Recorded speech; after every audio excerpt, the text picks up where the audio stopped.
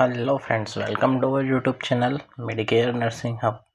तो फ्रेंड्स, जैसा कि हम वुंड हीलिंग के बारे में देख रहे थे, हमने वुंड हीलिंग होती क्या है, कितने इंटेंशन में होती है, उसके बाद वुंड हीलिंग की पूरी हमने मैकेनिज्म देखी। उसके बाद हमने हमारी लास्ट वीडियो में कंप्लीट किया था कॉम्प्लिकेशंस ऑफ वुंड हीलिंग के बारे में। आज का हमारा टॉपिक रहने वाला है factor affecting the wound healing की। ऐसे कौन कौन से फैक्टर जो वुंड हीलिंग को क्या करते हैं, अफेक्ट करते हैं।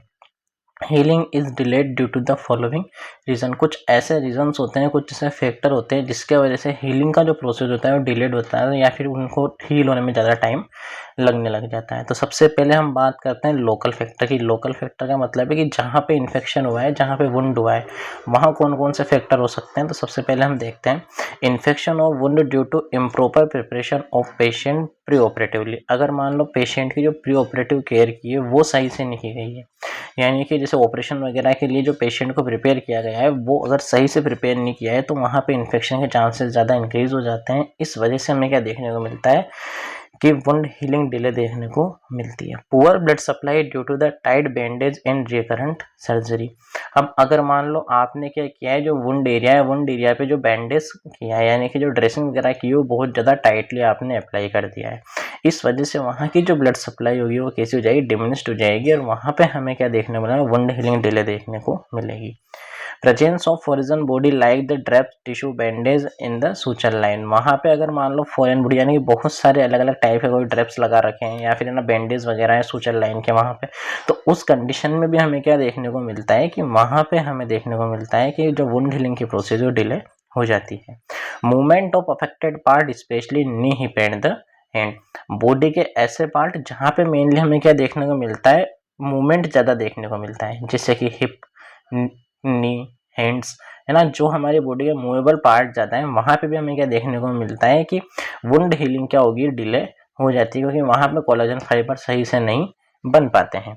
नेक्स्ट हम बात करते हैं सिस्टेमिक फैक्टर की। तो सिस्टेमिक फैक्टर में क्या देखने को मिलता है हमें, old age the increase incidence of comorbidity में contribute to delayed wound healing and the weak scar. अगर पेशेंट ओल्ड एज का है तो वहाँ पे भी हमें क्या देखने को मिलेगा कि वहाँ पे सही से जो स्कार फॉर्मेशन नहीं हो पाता, जिसमें थोड़ा ज़्यादा टाइम लग सकता है। नेक्स्ट बात करते हैं हम एनीमिया। एनीमिया की कंडीशन होती है low oxygen tension result in the reduce collagen and matrix synthesis. अगर हमारी बॉडी के अंदर एनीमिक कंडीशन है, यानी कि हीमोग्लोबिन की कमी है, तो इस वजह से ये देखने को क्या मिलेगा कि वहाँ पे जो कोलाजन्स हैं और जो मैट्रिक्स है वो सही से नहीं बन पाएंगे, उनका सिंथेसिस सही से नहीं होगा। उस कंडीशन में हमें क्या देखने को मिलता है, डिलेड वुंड हीलिंग देखने को मिलती है। वहीं हम नेक्स्ट बात करें steroid. Steroid inhibit the inflammatory phases of wound healing if they are given in immediately post operative period. Steroid also inhibit epithelialization and the wound contraction. अब जो स्टेरॉइड्स जो ड्रग होती हैं, इनके वजह से भी हमें क्या देखने को मिलता है, डिलेड वुंड हीलिंग देखने को मिलती है। वो कैसे देखने को मिलती है, स्टेरॉइड क्या कर देते हैं, इनहिबिट कर देते हैं हमारी बॉडी में इन्फ्लामेटरी रेस्पॉन्स को, जिस वजह से हमें क्या देखने को मिलता है कि अगर आपको इमीडिएटली पोस्ट ऑपरेटिव पीरियड के टाइम स्टेरॉइड प्रोवाइड कर दी जाती है तो वहाँ पे सही से इन्फ्लामेशन हीलिंग की प्रोसेस नहीं होगी और वुंड के अंदर कॉन्ट्रैक्शन नहीं होगा। अब अगर वुंड के अंदर कॉन्ट्रैक्शन नहीं होगा तो वुंड हीलिंग क्या हो जाएगी, डिले हो जाएगी या स्लो देखने को मिलती है।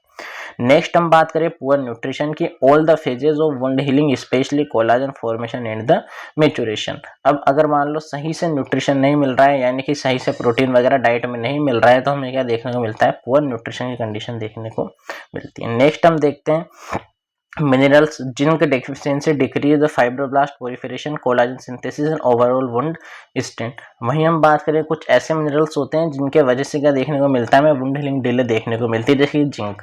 जिंक के डेफिशिएंसी की वजह से हमें क्या देखने को मिलता है कि जो कोलाजन फाइबर वगैरह है उनका सही से सिंथेसिस नहीं हो पाता। नेक्स्ट हम देखते हैं systemic infection. Septicaemia can delay the wound healing. अब सेप्टिसीमिया का मतलब क्या होता है, ब्लड के अंदर ही किसी टाइप का कोई इन्फेक्शन हो जाना। अब अगर ब्लड के अंदर ही इन्फेक्शन होगा, ब्लड पूरे वुंड के यहाँ पे जाएगा, तो वहाँ पे भी क्या देखने को मिलेगा, हमें हीलिंग की प्रोसेस स्लो देखने को मिलेगी।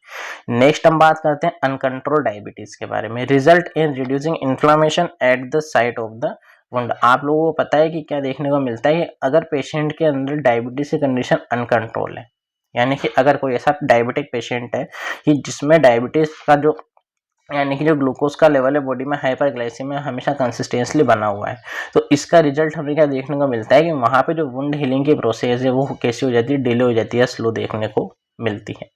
नेक्स्ट हम बात करते हैं chemotherapy drug. all chemotherapeutic antibiotics drugs adversely affect the wound healing by the inhibiting early cell proliferation. जितनी भी कीमोथेरेपी की ड्रग्स होती हैं, अब कीमोथेरेपी की ड्रग्स का मेन फंक्शन क्या होता है कि ये हमारी बॉडी में जो भी ट्यूमर बना है उसको लाइसिस करने का हेल्प करती है। अब कीमोथेरेपी का एक एडवर्स इफेक्ट क्या देखने को मिलता है हमें कि ये जो एक्स्ट्रा सेल बन रही हैं, जो हाइपर सेल यानी कि न्यूरोप्लेजिया हो रहा है, यानी कि एक्सेसिव जो सेल्स बन रही हैं, उनके साथ साथ हमारी बॉडी की सेल्स को भी क्या करने लग जाती है, किल करने लग जाती है।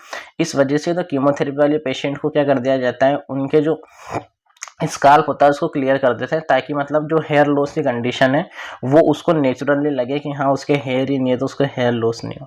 तो कीमोथेरेपी क्या करती है कि जो एक्स्ट्रा सेल्स बन रही हैं उनके साथ साथ खुद की सेल्स को भी क्या करने लग जाएंगी, किल करने लग जाएंगी। तो कीमोथेरेपी में क्या देखने को मिलता है, इस वजह से जो वुंड हीलिंग है वो प्रॉपर नहीं हो पाती है, वुंड हीलिंग डिले देखने को मिलती है।